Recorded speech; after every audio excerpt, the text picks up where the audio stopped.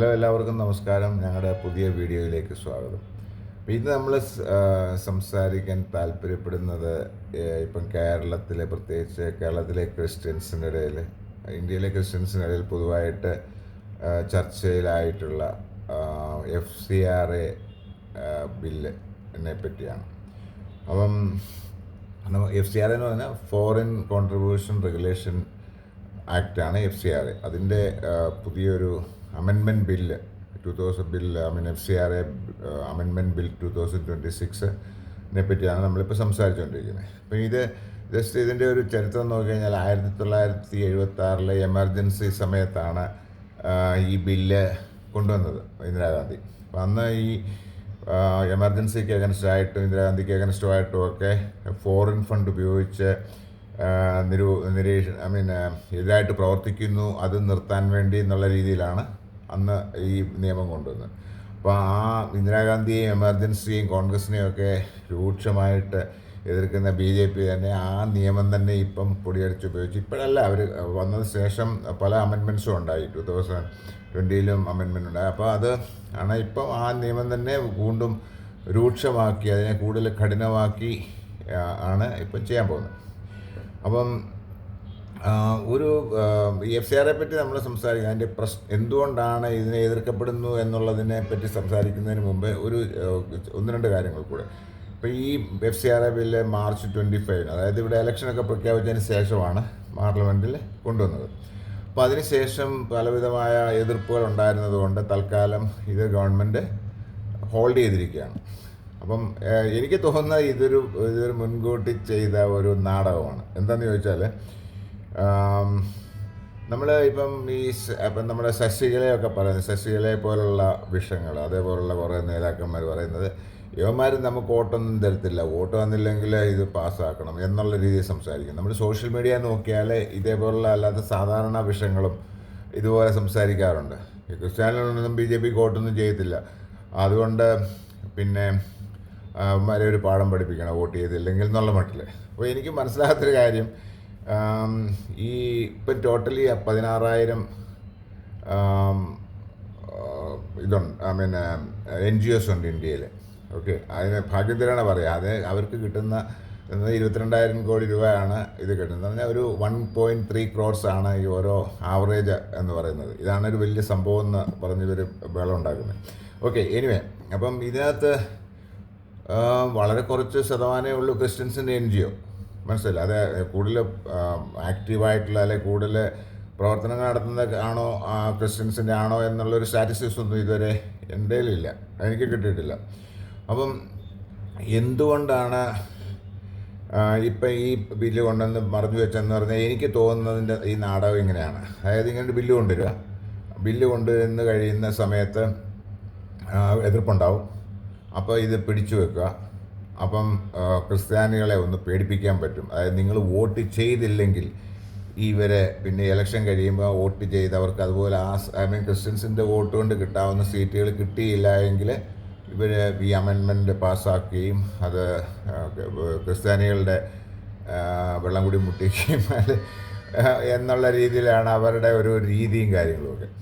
അപ്പം എന്നിട്ട് അഥവാ ഇതിന് ചെയ്യുവാണെങ്കിൽ വോട്ട് ചെയ്യുവാണെങ്കിൽ ഞങ്ങളിത് പിൻവലിക്കും എന്ന് കാണിക്കാൻ വേണ്ടിയാണ് എന്ന്. അപ്പം ഇത് തന്നെയല്ല, എനിക്ക് തോന്നുന്നു വേറൊരു കാര്യമുണ്ട്. ഈ ബില്ല് കൊണ്ടുവരുന്നത് ക്രിസ്ത്യാനികളെയാണ്. ക്രിസ്ത്യാനികളെ മാത്രമല്ല, ഇത് NGOസിൽ ഇൻഡിവിജ്വൽസ് ഉണ്ട്, മറ്റെല്ലാ കമ്മ്യൂണിറ്റികളും ഉണ്ട്, അല്ലാത്തവരുണ്ട്. ഇവർക്കെല്ലാം NGOs ഉണ്ട്. അതിനകത്ത് ക്രിസ്ത്യൻസും ഒരു ഇതാണ്, എല്ലാം. അപ്പോൾ ഇത് പക്ഷേ ക്രിസ്ത്യൻസിനാണ് ഏറ്റവും കൂടുതൽ ബാധിക്കുന്നത് എന്നുള്ളൊരു നരേറ്റീവ് ഉണ്ടാക്കി, അതങ്ങനെ ഒരു ചർച്ച ഉണ്ടാക്കി. വേറെ ആരും എതിർത്തിട്ടില്ല എന്നൊക്കെ പറയത്തില്ലേ, വേറെ ആരും എതിർത്തിട്ട് അതിനകത്ത് സ്റ്റേക്ക് ഇല്ലാത്തതുകൊണ്ടായിരിക്കും, അല്ലാതെ മടിയിൽ കനമില്ലാത്തത് കൊണ്ടൊന്നുമല്ല. ഇപ്പം മറ്റുള്ള ഇപ്പം ഇതിനേക്കാളും വലിയ NGO സംഘടനകളുണ്ട്. പക്ഷേ അവരൊക്കെ ചിലപ്പോൾ ഇപ്പം ശ്രീ അല്ലെ അമൃതാനന്ദമയി, ഇവരെ എതിർക്കാത്തതെന്ന് പറഞ്ഞാൽ ഇവർക്കൊക്കെ വളരെ ഉറപ്പുണ്ടായി BJPയുടെ കീഴിൽ അവർക്കൊരു പ്രശ്നം ഉണ്ടാകത്തില്ല എന്ന്, അല്ലെ അവർക്ക് ലൈസൻസ് കൊടുക്കാതെ വരത്തില്ല എന്ന് അറിയാവുന്നതുകൊണ്ടാണ്. അപ്പോൾ ഇങ്ങനെ ഒരു നരേറ്റീവ് ഉണ്ടാക്കി ക്രിസ്ത്യൻസിനെ പേടിപ്പിച്ച് വരുതിയിൽ നിർത്തി വോട്ട് വാങ്ങിക്കാമെന്നായിരിക്കും ഇവർ ധരിച്ചിരിക്കുന്നത്. പക്ഷേ ഞാനൊരു കാര്യം പറയാം, ഈ ക്രിസ്ത്യൻസ് കോമൺ ആയിട്ടുള്ള ആൾക്കാർക്ക് ഇതിനെപ്പറ്റി യാതൊരു ഭയവുമില്ല. കാര്യം ഇവരെ ഇതൊന്നും ബാധിക്കും. ഒരു ചെറിയൊരു കാര്യമുണ്ട് അവരെ ബാധിക്കുന്ന, അവർ കൺസേൺ ഉണ്ടാക്കുന്നത്, അത് ഞാൻ പിന്നീട് പറയാം. അല്ലാതെ ഈ ആം, ആം, ഇതുകൊണ്ടൊരു ക്രിസ്ത്യൻസിനെ പേടിപ്പിക്കാൻ, വോട്ട് ചെയ്യുന്ന ക്രിസ്ത്യൻസിനെ പേടിപ്പിക്കാൻ ഒരു കാര്യമില്ല. പിന്നെ ബിഷപ്പുമാരും അരമനയിൽ നിന്നും അല്ലെങ്കിൽ പിന്നെ ഈ മതാധീശന്മാർ പറയുന്ന പോലെ വോട്ട് ചെയ്യുന്നതൊന്നും അല്ല ക്രിസ്ത്യാനികളുടെ പരിപാടി. അങ്ങനല്ല ക്രിസ്ത്യൻസ് വോട്ട് ചെയ്യുന്നത്. ഇതെന്തോ പിന്നെ ബ്ലോക്സ് ആണോ? ഐ മീൻ അത് അങ്ങനെ ഒരു കാലം ഉണ്ടായിരുന്നെന്ന് എനിക്കറിയത്തില്ല. ഏതായാലും ഇന്നില്ല എന്നുള്ളൊരു സത്യമാണ്. ഓക്കെ, അപ്പം നമ്മൾ FCRA എന്താണെന്ന് നോക്കാം. FCRA എന്താ സംഭവം? FCRA എന്ന് പറഞ്ഞാൽ ഫോറിൻ കോൺട്രിബ്യൂഷൻ റെഗുലേഷൻ ആക്ട്. ഈ പറഞ്ഞ പോലെ 1976 കൊണ്ടുവന്ന് പിന്നെ അത് കഴിഞ്ഞിട്ട് 2010 ഈ നിയമം ഇപ്പോൾ അറിയപ്പെടുന്ന FCRA 2010 എന്നാണ്. പിന്നെ അത് കഴിഞ്ഞ് അമെൻമെൻറ്റ്സ് വന്നിട്ടുണ്ട്, 4 അമെൻമെൻറ്റ്സ് ഇതിനിടെ വന്നിട്ടുണ്ട്. ഇപ്പം പുതിയ അമെൻമെൻറ്റ് പാസ്സാക്കിയിട്ടില്ല. അത് അതിനകത്ത് ഈ എതിർപ്പുകൾക്ക് വകവെച്ചിട്ടുള്ള 2-3 കാര്യങ്ങളാണ് ഞാൻ സംസാരിക്കാൻ പോകുന്നത്. എന്തുകൊണ്ടാണ് എതിർക്കുന്നത്? ഇതിനകത്ത് ഫസ്റ്റിൽ ഇതിനകത്ത് ഒരു 16 സെക്ഷൻ ഉണ്ട്. ഈ സെക്ഷൻ പ്രകാരം ഒരു ലൈസൻസ് ഇല്ലാതാകാനുള്ള സാധ്യതകളെന്ന് പറഞ്ഞാൽ ഒന്നി ക്യാൻസലായി പോവുക, അല്ലെങ്കിൽ സറണ്ടർ ചെയ്യുക NGO തന്നെ, അല്ലെങ്കിൽ ഇത് എക്സ്പയർ ആയി പോവുക, അല്ലെങ്കിൽ എക്സ്പയർ ആകുമ്പോൾ റിന്യൂ ചെയ്യാതിരിക്കുകയോ ചെയ്യുന്ന സാഹചര്യങ്ങളാണ്. ഓക്കെ, അപ്പം ഇതിൻ്റെ കാലാവധി, ഒരു ലൈസൻസിൻ്റെ കാലാവധി, രജിസ്ട്രേഷൻ്റെ കാലാവധി 5 വർഷമാണ്.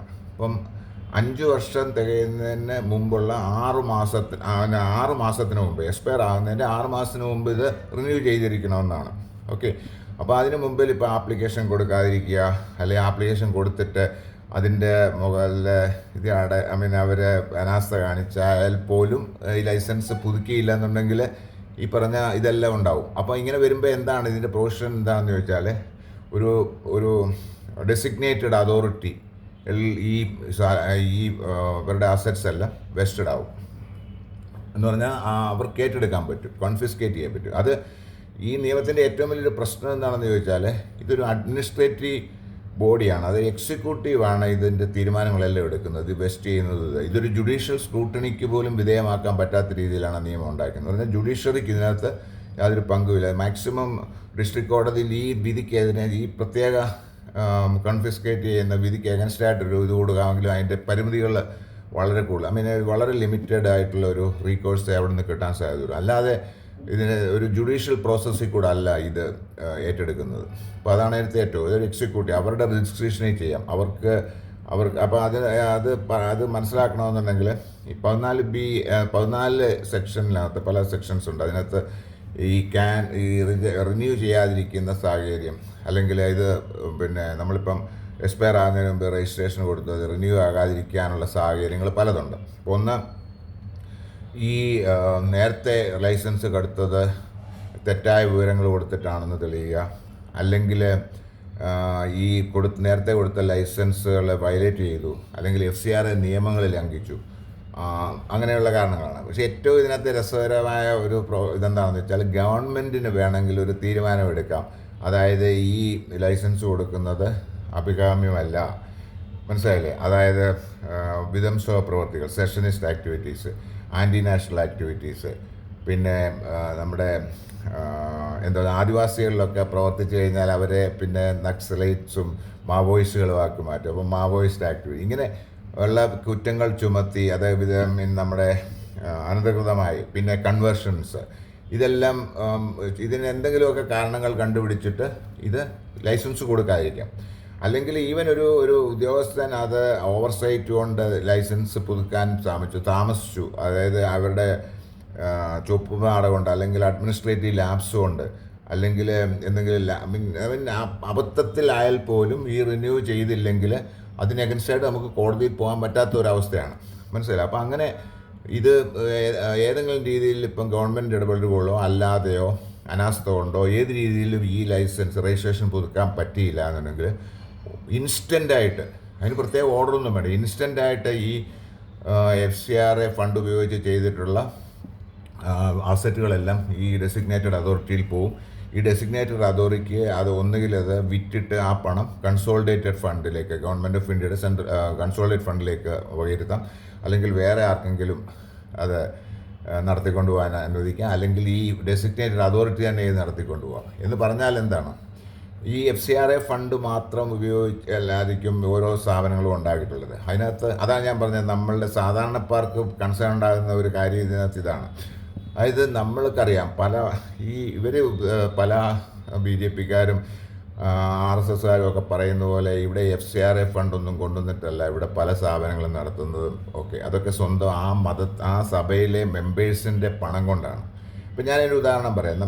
ഞാനൊരു മാർത്തോമാക്കാരനാണ്. ഈ മാർത്തോമ എന്ന് പറയുന്ന ഒരു കേരള ബേസ്ഡ് സഭയാണ്. അപ്പോൾ അതുപോലെ വേറെ കുറേ സഭകളുണ്ട്. ഈ ഫോറിൻ ബന്ധങ്ങളൊന്നും ഇല്ലാത്ത പല സഭകളുമുണ്ട്. പിന്നെ ഈ കൺവേർഷൻസ് നടത്തുന്നത് ശരിക്കും പറഞ്ഞു കഴിഞ്ഞാൽ ചില ഇവാഞ്ചലിസ്റ്റ്, കുറേ മിഷണറിമാർ, ഇൻഡിപെൻഡൻറ്റ് ചർച്ച്, അങ്ങനെയുള്ള കുറേ ചർച്ചുകളുണ്ട്. അപ്പോൾ ആ ചർച്ചുകൾക്ക് അത് ശരിക്കും മിക്കവാറും ഒരു ആളോ കുറച്ച് പേരോ കൂടി നടത്തുന്ന ഒരു കോർപ്പറേറ്റ് സംഭവമല്ല സംഭവമാണ്. അവർക്ക് ഫോറിൻ ഫണ്ട് കിട്ടുന്നുണ്ട് ഇവിടെ കൺവേർഷന് വേണ്ടി. ആ കൺവേർഷൻ അവർ പോയി പല സ്ഥലങ്ങളിലും നടത്തി അതിനകത്തുനിന്ന് അവർക്ക് വരുമാനം ഉണ്ടാക്കാൻ വേണ്ടിയുള്ളൊരു സംഭവമാണ്. അത് എല്ലാം ക്രിസ്ത്യൻസ് എല്ലാം അതേപോലെയാണെന്ന് ഒരു ധാരണ ഉണ്ടാക്കാൻ ഇത് വഴിവെച്ചിട്ടുണ്ടെന്നാണ് സാർ. അത് ശരിക്കും പറഞ്ഞാൽ കൺട്രോൾ ചെയ്യണം. അതിനകത്ത് യാതൊരു മാറ്റവും ഇല്ല. ഈ കൺവേർഷന് വേണ്ടി ഫണ്ട് വാങ്ങിക്കുകയും അത് ദുരുപയോഗപ്പെടുത്തുകയും ചെയ്യുന്നവരെ വളരെ കേൾക്കണം. ഞാൻ പറഞ്ഞു വന്നത് എന്താണെന്ന് വെച്ചാൽ പല വ്യവസ്ഥാപിത സഭകളും, അതായത് സെഞ്ച്വറീസ് വിശ്വസിക്കുന്ന ക്രിസ്ത്യാനിറ്റി യൂറോപ്പിലെത്തുന്നതിന് മുമ്പേ കേരളത്തിലെത്തി AD 52 വന്നു. അന്ന് മുതലേ ഉള്ള ആ ലെഗസിയുള്ള ചർച്ചുകളാണ് ഇവിടുത്തെ സിറിയൻ ക്രിസ്ത്യൻ ചർച്ചുകൾ എന്ന് പറയുന്നത്. അപ്പം ഈ പറഞ്ഞ പോലെ ഇപ്പം ഞാൻ മാർത്തോമാക്കാരനാണെന്ന് പറഞ്ഞ് മാർത്തോമ ഒരു കേരള ബേസ്ഡ് കമ്പനിയാണ്, ചർച്ചാണ്. അത് തിരുവല്ല ബേസ്ഡാണ്. തിരുവല്ലയിലാണ് എൻ്റെ ആസ്ഥാനം. അപ്പോൾ ഇതിന് യാതൊരു വിധമായ അഫിലിയേഷനോ കണക്ഷനോ വേറൊരു ഇപ്പം കത്തോലിക്സിന് വത്തിക്കാനുമായിട്ടുള്ള ബന്ധം പോലെ അങ്ങനെ ഒരു ബന്ധവുമില്ലാത്ത ഒരു ചർച്ചാണ്. മനസ്സിലായില്ലേ? അപ്പം ഈ ചർച്ചിന് ഒരു ഫണ്ടിങ്ങും ആരും കിട്ടുന്നില്ല. അതിന് കിട്ടുന്ന FCRA ഫണ്ടിൻ്റെ രസം ഞാൻ പറയാം. ഇപ്പം മലയാളികൾ, അതായത് മാർത്തോമക്കാരായ വളരെയധികം ആൾക്കാർ പല രാജ്യങ്ങളിലും ജീവിക്കുന്നുണ്ട്. അപ്പോൾ അതുകൊണ്ട് നമ്മൾ മിഡിൽ ഈസ്റ്റ് നോക്കിയാലും USA, ഓസ്ട്രേലിയ, കാനഡ, അതുപോലെ യൂറോപ്പിലൊക്കെ മിക്കവാറും UK ഇഷ്ടം പോലെ എന്നല്ല, വളരെയധികം മാർത്തോമ ചർച്ചുകളുണ്ട്. അവിടുത്തെ മാർത്തോമാക്കാർക്ക് വേണ്ടിയുള്ള ചർച്ച അല്ല. അതിനകത്ത് വേറെ ഒരു മാർത്തോമാക്കാരല്ലാത്ത കേരളക്കാരല്ലാത്ത ഒരു ആളും അതിനകത്തുണ്ടാകാൻ വഴിയില്ല. അപ്പം ഇവർ കോൺട്രിബ്യൂട്ട് ചെയ്യും ഓരോ കാര്യങ്ങൾക്ക് വേണ്ടി. കാര്യം ഇവരുടെ കൂടുതൽ പണം കേരളത്തിലെ ആൾക്കാരെക്കാൾ ഉണ്ടെന്നുള്ളൊരു ധാരണയിൽ പല ആവശ്യങ്ങളും ഓരോ മാർത്തോമയുടെ സഭയ്ക്ക് ആവശ്യം വരുമ്പം, അതായത് അവരുടെ പള്ളി പണിയാൻ, അല്ലെങ്കിൽ സ്കൂൾ പണിയാൻ, കോളേജ് പണിയാൻ, ഓൾഡ് ഏജ് ഹോം പണിയാൻ, ഓർഫനേജൊക്കെ പണിയാൻ വരുമ്പോൾ അതിന് ഇവർ കോൺട്രിബ്യൂട്ട് ചെയ്യും.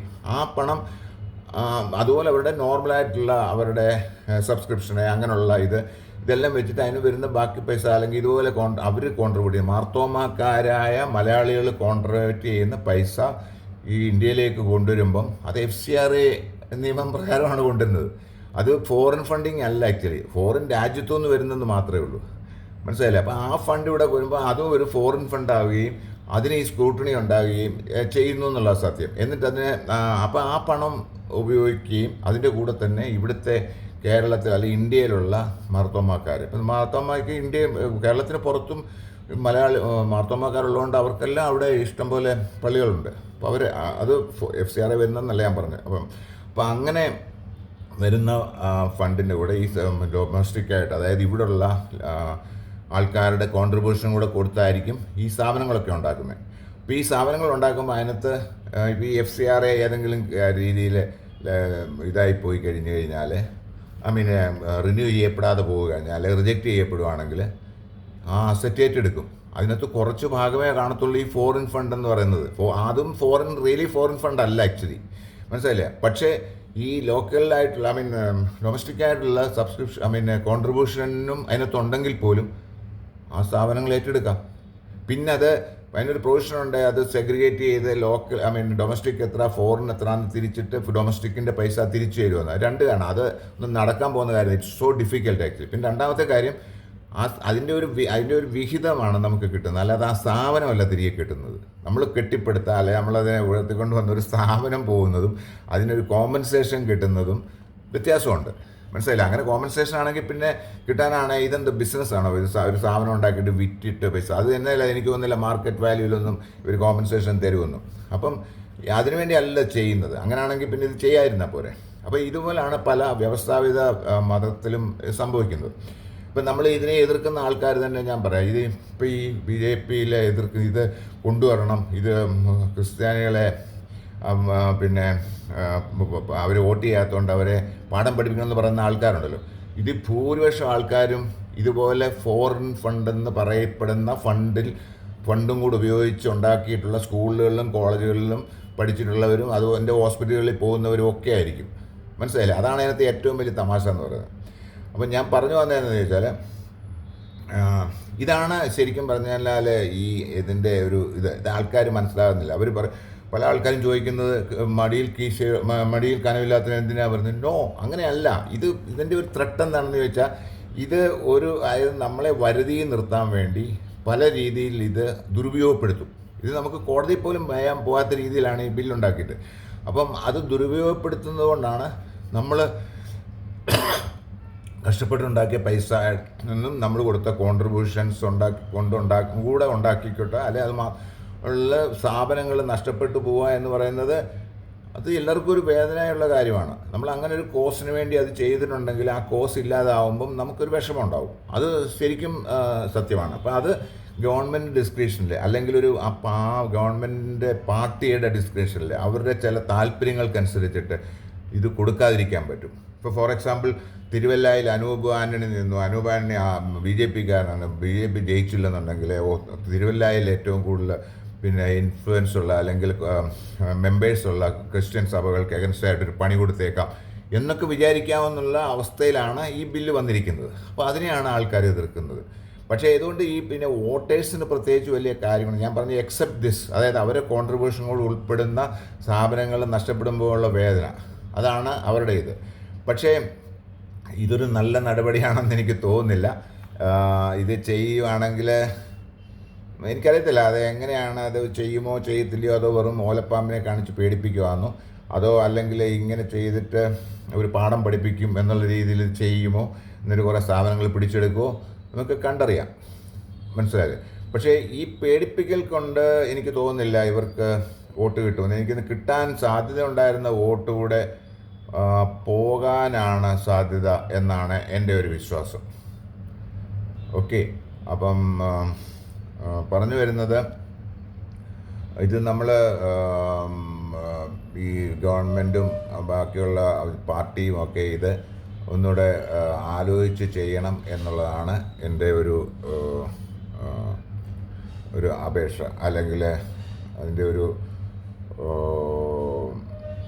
ഒരു അഭ്യർത്ഥന. പക്ഷേ അഭ്യർത്ഥനയല്ല, ഇത് നമ്മളുടെ അവകാശമാണ്. ഇത്രയും നാൾ ചെയ്ത് ഇത് ഇന്നലെ നാളെ ഒന്നും തിരഞ്ഞെടുത്ത പൊട്ടിമുളച്ചു വന്ന സ്ഥാപനങ്ങളോ അല്ലെങ്കിൽ സഭയോ ഒന്നുമല്ല. വർഷങ്ങളായി സെഞ്ച്വറീസായിട്ട് ഇവിടെ നിലനിൽക്കുന്ന സഭകൾ അല്ലെങ്കിൽ അതിൻ്റെ ലെഗസികൾ ഒക്കെയാണ്.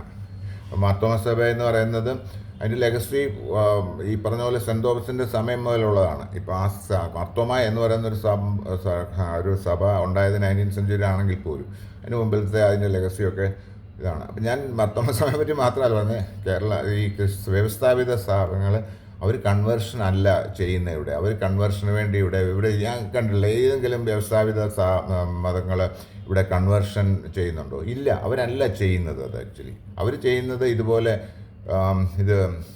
സ്ഥാപനങ്ങളുണ്ടാക്കുകയും അതിനുവേണ്ടി പ്രവർത്തിക്കുകയൊക്കെ ചെയ്യുന്ന കാര്യമാണ്. അതിൽ കൂടെ കേരളത്തിലെ മാർത്തോമാ സഭയിൽ എത്ര കൺവേർഷൻ ഉണ്ടായിട്ടുണ്ട്, അല്ലെങ്കിൽ ഈ ഓർത്തഡോക്സ് സഭയിലോ അല്ലെങ്കിൽ ജാക്കോബസ് സഭയിലോ ഒക്കെ എത്ര കൺവേർഷൻ നടന്നിട്ടുണ്ട്. ഈ കത്തോലിക്ക സഭയിൽ പോലും എനിക്കറിയത്തില്ല എത്രമാത്രം കൺവേർഷൻസ് ഇവിടെ നടക്കുന്നുണ്ടെന്ന്. അവർ പുറത്തു പോയി കൺവേർഷൻ നടക്കുന്നു. പക്ഷേ കൺവേർഷൻ ഞാൻ എതിരാണ് കേട്ടോ. അതിപ്പോൾ ഏത് സഭ നടത്തിയാലും ഈ മിഷണറി അല്ലെങ്കിൽ ഫണ്ട് വാങ്ങിച്ച് ചെയ്യുന്ന പാർട്ടികൾ അവർ ചെയ്താലും അല്ലാത്ത വ്യവസ്ഥാപിത സ്ഥാപനത്തിന് കൺവേർഷൻ എന്തിനാണ് ഈ കൺവേർട്ട് ചെയ്ത ആൾക്കാരെ കുറേ കൂട്ടിയിട്ട് എന്ത് സ്ഥാപിക്കാനാണ്? എനിക്ക് തോന്നുന്നില്ല അവരെ ആക്ച്വലി ഇവർ ഉൾക്കൊള്ളുമെന്നും ഞാൻ വിശ്വസിക്കുന്നില്ല. അപ്പം മറ്റുള്ള ആൾക്കാരെ ഇവിടെ കൊണ്ടുവരുന്ന നമ്പർ കൂട്ടിയത് കൊണ്ട് ആർക്കെന്ത് പ്രയോജനമാണെന്ന് എനിക്ക് മനസ്സിലാകുന്നില്ല. Let them leave the way they leave. അപ്പോൾ അവരെ കൊണ്ട് അവരെ അപ്ലിഫ്റ്റ് ചെയ്യുക, അവർക്ക് എഡ്യൂക്കേഷൻ കൊടുക്കുക, അല്ലെങ്കിൽ അവർക്കൊരു ജീവിതമാർഗം കൊടുക്കുക, സമൂഹത്തിൽ അവർക്കൊരു ഉയർച്ച ഒരു ഉണ്ടാവുമോ എനിക്കറിയത്തില്ല, ഉണ്ടാവുമോ ഒക്കെ ആണെങ്കിൽ നല്ലതാണ്. പക്ഷേ അത് ഫോഴ്സ്ഫുള്ളി അല്ലെങ്കിൽ അവരെ ഇൻഡ്യൂസ് ചെയ്ത് ഒരുതരം മാനിപ്പുലേറ്റ് ചെയ്ത് അത് ചെയ്യാൻ പാടില്ല എന്ന് തന്നെയാണ് എൻ്റെ വിശ്വാസം. പക്ഷേ ദാറ്റ്സ് ഇറ്റ്. അത് വേറൊരു സംഭവമാണ്. അതിനെ നിങ്ങൾ എതിർക്കുക. പക്ഷേ ദാറ്റ് ഡസൻ മീൻ ദാറ്റ് ഇതിൻ്റെ പേരിൽ ഇപ്പോൾ ഒരാൾക്ക് പിന്നെ ഈ നിങ്ങൾ ലൗകികതൊക്കെ പറയുന്നത് പോലെ ഇപ്പോൾ ഒരാൾ സ്വയം ഇഷ്ടപ്പെട്ട അപ്പോൾ അവർക്ക് എന്തെങ്കിലും ഗുണം ചെയ്തപ്പം അവർ അതിന് ഓക്കെ ഇങ്ങനെ ഗുണം ചെയ്തൊരു ഇത്, അതായത് മറ്റുള്ള അവരുടെ സ്വയം ഇപ്പോഴുള്ള കമ്മ്യൂണിറ്റിയിൽ നിന്നും അവർക്ക് ഗുണം കിട്ടാഞ്ഞതുകൊണ്ടായിരിക്കുമല്ലോ ഈ മറ്റേ ആരെങ്കിലും ഗുണം ചെയ്യുമ്പോൾ അവർക്ക് അവരോടൊരു സോഫ്റ്റ് കോർണർ ഉണ്ടാവുകയും അപ്പോൾ അതിലേക്ക് ജയം ചെയ്യാണെന്ന് ഒരു സ്വയം തീരുവാനാണെങ്കിൽ അതിനെ ഈ ഫോഴ്സ്ഫുൾ കൺവേർഷനായിട്ട് കണക്കാക്കരുതെന്നും എനിക്ക് അഭിപ്രായമുണ്ട്. എനിവേ, ഞങ്ങൾ വേറൊരു വീഡിയോ ആയിട്ട് വരുന്നിടം വരെ നന്ദി, നമസ്കാരം. Thank you so much.